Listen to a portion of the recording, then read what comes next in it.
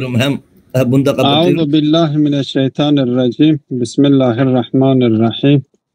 Elhamdülillahi rabbil alamin ve salatu vesselamü ala seyyidina ve nebiyyina Ebu'l Kasim'il Mustafa Muhammed ve alihi tayyibin tahirin ve ashabihil muntecebin. Hop, bizim konumuz 3. dersin özeti hakkındaydı. Biz bu kitaptan 3 tane ders okumuştuk. Bu 3. dersin sonunda ders bağlamında bir özet, yazar bir özet yapmış. Bu derste işlemiş olduğu konuların tamamını 10 maddede özetlemiştir. Biz bu 10 maddeden 4 maddesini geçen derste okumuştuk. 6 tane maddesi kalmış. Ve inşallah bu derste de bu 6 maddeyi bu 3. ders bağlamında yapmış olduğu özeti okumaya çalışırız. Diyor ki 5. madde لَقَدْ تَعَرَّدَتْ فَلْسَفَةُ هِجَلْ لِاِنْتِقَادَاتٍ مُتَنَوِّعَةٍ بِسَبَبِ الدَّعْفِهَا الْمَنْطِقِيِّ وَتَزَلْزَلَ أُسُسُهَا الْعَقْلِيَّةُ. Bu düşünürlerden bir tanesi de Hegel'dir. Hegel'in de kendisine göre bir düşünce sistemini ortaya atmıştı. Ve bu düşünce sisteminde kendisi kendi görüşünü kendisine göre bir felsefi düşünce ortaya atmış. Ve bu felsefi düşünceyi de kendisi diyalektik felsefe üzerinden şekillendirmişti. Diyor ki bu Hegel'in felsefesi de mantıksal olarak zayıf ilkeler üzerine bina edildiği için bu kendisi de bunun düşüncesi de Hegel'in düşünceleri de değişik yönlerden eleştirilmiş ve onun kendi felsefesini üzerine bina etmiş olduğu temeller de sarsılmıştı. Fakat vacahaha hattani muhtelifani bi suretin o bi ukhra. Her halükarda bu Hegel'in ortaya koymuş olduğu felsefe iki tane birbiriyle tezat içerisinde olan iki hat ile, iki düşünce sistemiyle karşı karşıya geldi. وَهُمَا الْوُجُودِيَّةُ وَالْمَادِيَّةُ diyalektikiyetu. Bunlardan bir tanesi bir felsefi ekol, bir düşünce sistemi vücudiyedir ki biz buna Türkçe'de egzistansiyalizm diyoruz. Egzistansiyalizm düşüncesi şeklinde onunla karşılaştı. Yani egzistansiyalistler tarafından Hegel'in felsefesinin üzerine bina edilmiş olduğu ilkelere yönelik eleştiriler yapmış ve kendisine göre bir felsefi ekol ortaya çıkmış. Ve ikincisi de el-maddiyetu diyalektikiyetu. Diyalektik materyalizmdir. Ve bu iki şekil, dikkat edin, bu iki tane felsefi ekol de tamamıyla birbiriyle zıttır. Her ne kadar her ikisi Hegel'in düşünce sistemini kabul etmiş ve Hegel'in düşünce sistemindeki eksiklikleri, zaaflarına yönelik eleştirmişlerdir ve o zaafları götürmeye çalışmışlar ise de ama birisi tamamıyla bir anlamda metafizikseldir, bir tanesi de tamamıyla maddidir. Böyle iki birbiriyle tezat içerisinde olacak, birbiriyle muhalefet içinde olan iki tane felsefi düşünce ile karşılaşmıştır. İlk önce o birinci yani egzistansiyalizm düşüncesini anlatıyor. Diyor ki el-mihverul asli lil vücudiyeti huve ihtiyarul insani fi bina'i zatihi ve siyagati mesirihi. O birinci Hegel'in düşüncesine karşı düşüncelerindeki geri gidermek için şekillenmiş olan egzistansiyalizm düşüncesinin temeli insanın ihtiyarı üzerine şekillenmiştir. Yani insanın özgür iradeye sahip olduğunu savunuyor ve insanın kendisinin sahip olmuş olduğu özgür irade ile kendi hakikatini şekillendirebileceğini savunuyor. وَقَدْ أُسِّسَ هَذَا الْاِتِّجَاهُ بِدَافِعٍ اِلَٰهِيَّةٍ وَعَلَى يَدِ قِسِيسٍ Danimarkiyi yüsemma Kierkegaard'ı. Bu düşünce sistemi ilahi bir engize ile, ilahi bir güdü ile şekillendirmiştir. Ve bu ilahi güçle, bu ilahi güdüyle bu düşünce sisteminin temelini atan da Danimarkalı bir keşiştir.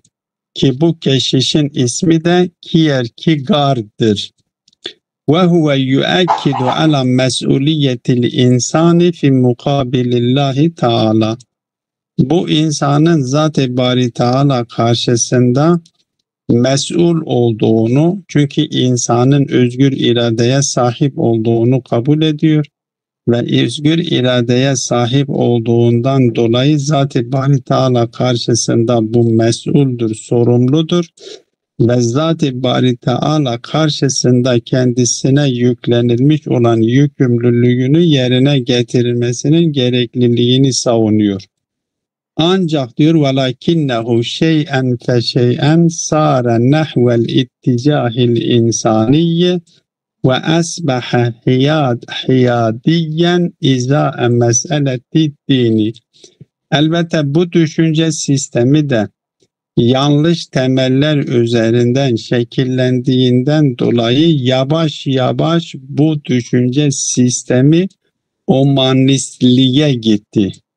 Yani öyle bir noktaya vardı ki Allah'ı devre dışı edecek şekilde insanı merkeze getirip merkeze yerleştiriyor. Çünkü omanistlikte biliyorsunuz temel şey Zat-ı Bari Teala'yı devre dışı edip ve insanı Zat-ı Bari Teala yerine yerleştirmektir.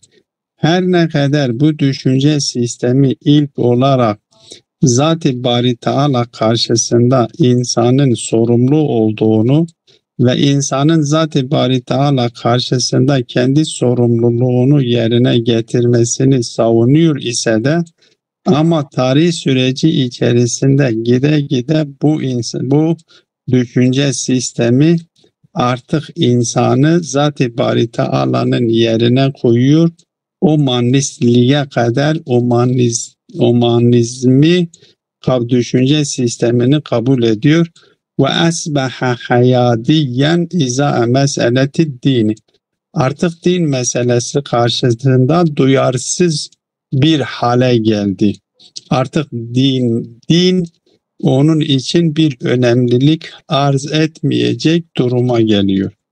Ve necidul yevm eşherel furu'i lil vücudiyeti hiye vücudiyetu Sartre el mulhid. Bu düşünce sisteminin devamında ve bu düşünce sistemi doğrultusunda meydana gelen furuat, yani bir fer'i bir düşünce, en meşhur olan Sartre'ın vücudiye düşünce sistemidir ki bu düşünce sistemi de artık ilhad üzerinden şekillenmiştir. Sartre'ın kendisi de bu Kierkegaard'ın ortaya atmış olduğu bu felsefi düşüncesini kabul etmesine rağmen ama bu düşünce sistemini kabul ettiği halde onun ilkeleri üzerinden sonuç itibariyle inkarcılık mertebesine varabiliyor. artık Zat-ı Bari Teala hatta mavera-u tabi'a metafiziksel olan varlıkları inkar edecek noktaya kadar gelmiştir. Bu Hegel'in düşüncesi karşısında Hegel'in düşüncesini kabul edip eksikliklerini gidermek için şekillenmiş olan düşünce sistemlerinden bir tanesiydi. İkincisi ise ussisetil madiyyetu diyalektikiyetu ala yedi Karl Marx. Karl Marx'ın eliyle gerçekleşmiş olan materyalist diyalektiktir. Karl Marx ile İngiliz'in eliyle gerçekleştirilmiş, tesis edilmiş olan diyalektik materyalizmdir. Ve cevheruha, bu diyalektik materyalizmin cevheri aslı yetedemmenu inkaren ma vera'et tabiati ve te'kide alel hareketi tekamuliyeti lil alemil maddeti ala esasi kavanini diyalektiki ve la siyema kanunu tezad ve tenakuz.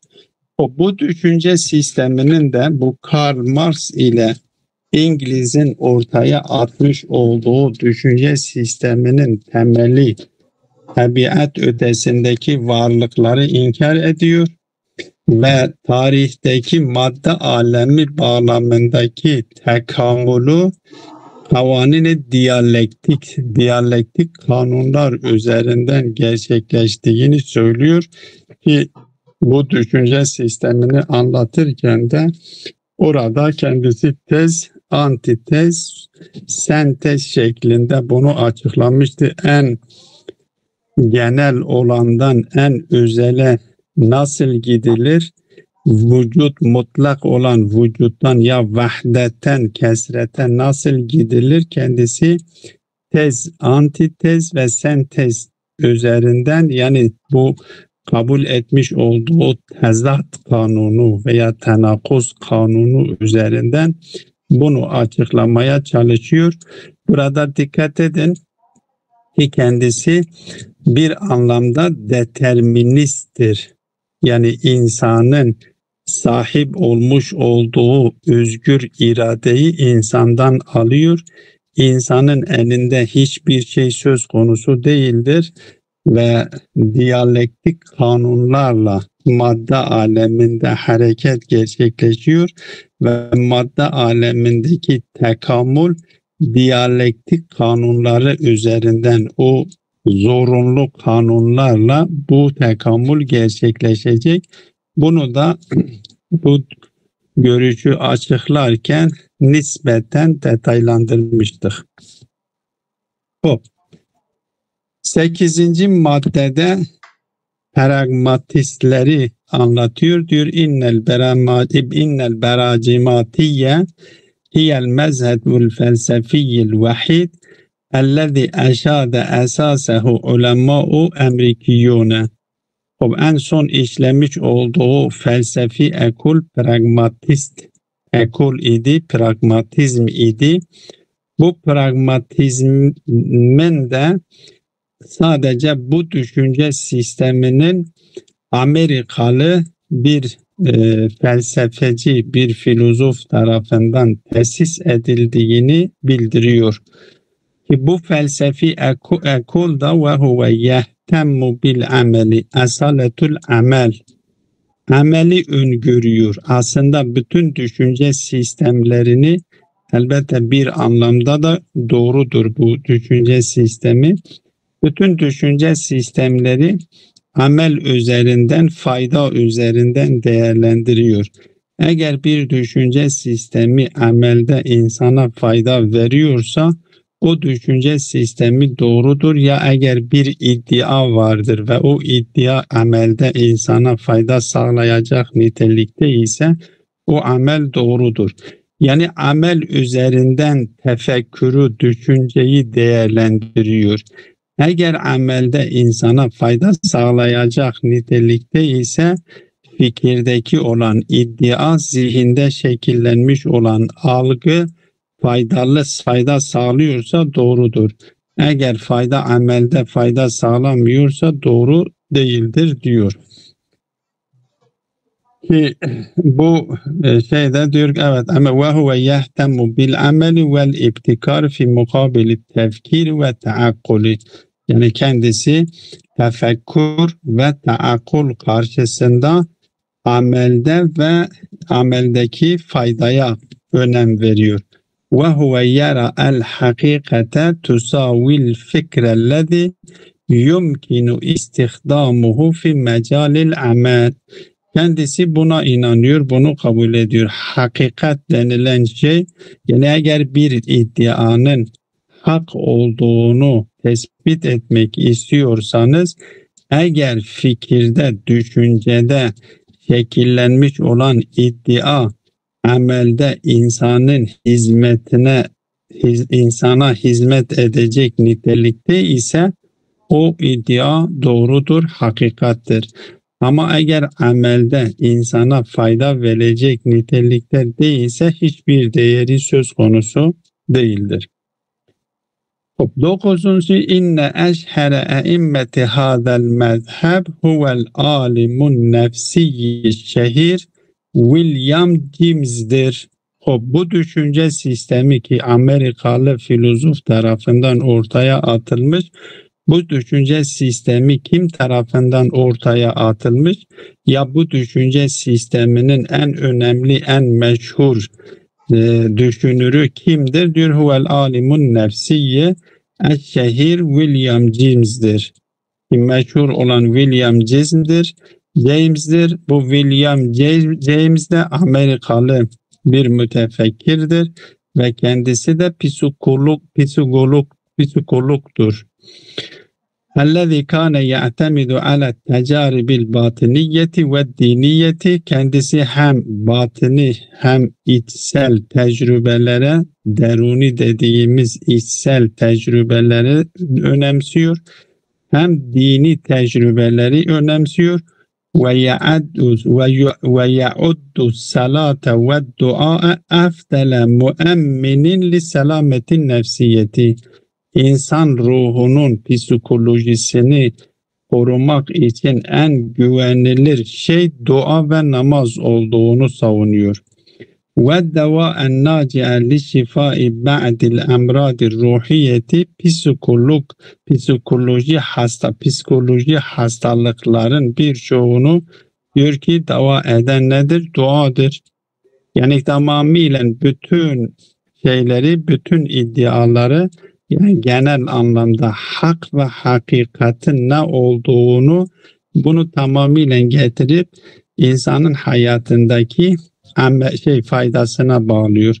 Eğer insanın hayatında kendisine fayda verecek nitelikte ise kendisi dua ediyor ve dua ile kendisi iyileşiyorsa, psikolojik olarak da olsa dahi, eğer kendisi dua ile, namaz kılmakla bir kendisindeki o ruhi hastalıklar, o psikoloji hastalıklar gideriliyorsa bunlar haktır, hakikattir.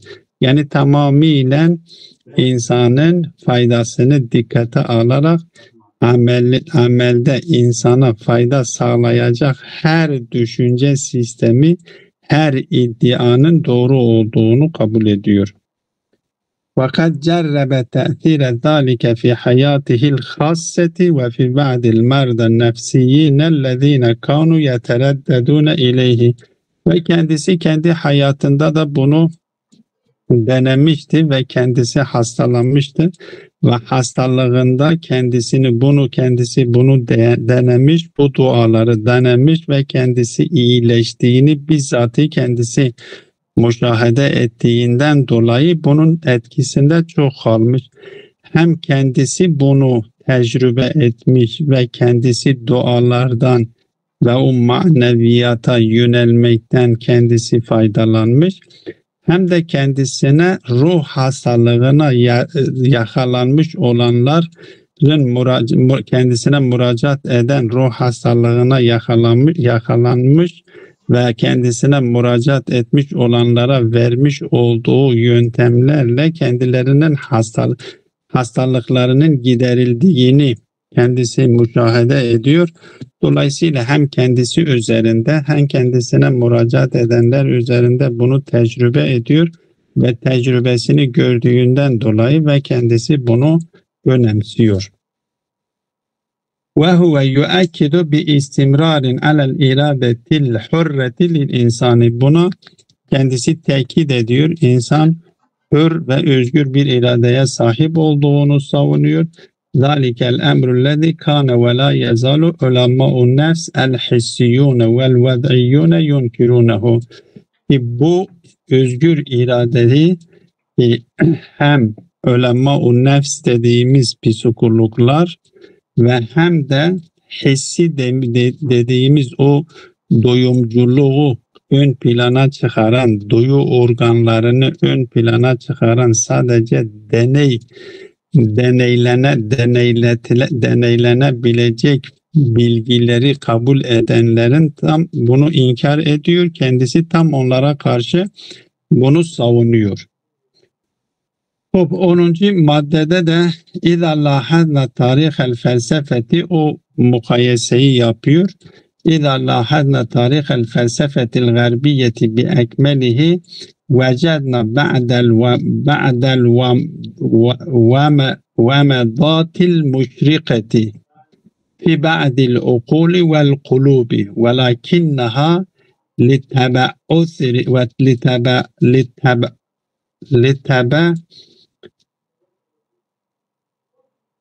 لتبعثرها hocam. لتبعثرها.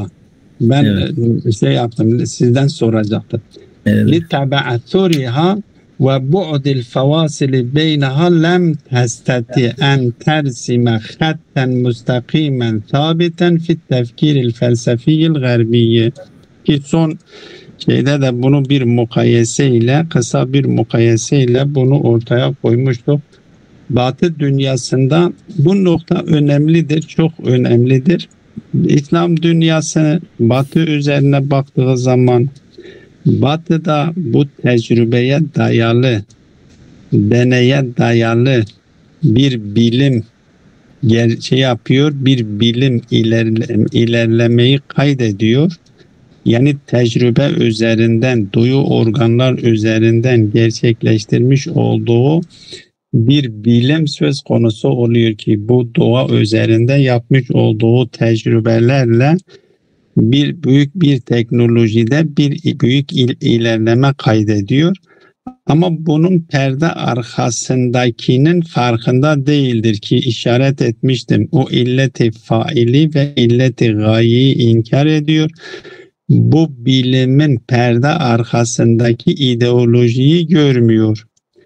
Diyor ki burada her ne kadar bilim alanında büyük bir mesafe kaydettiler ise de insanların kalplerinde bazı ışıklar uyandırdılar, bazı ışıkları meydana getirdiler. İnsanların akıllarında bir aydınlığı gerçekleştirebildiler ise de ama kendileri öyle müstakim, sabit, kendisi bütün insanlar, yani çok insanlar tarafından kabul edilebilecek sağlam temeller üzerinde bir felsefi ekolü kuramadılar.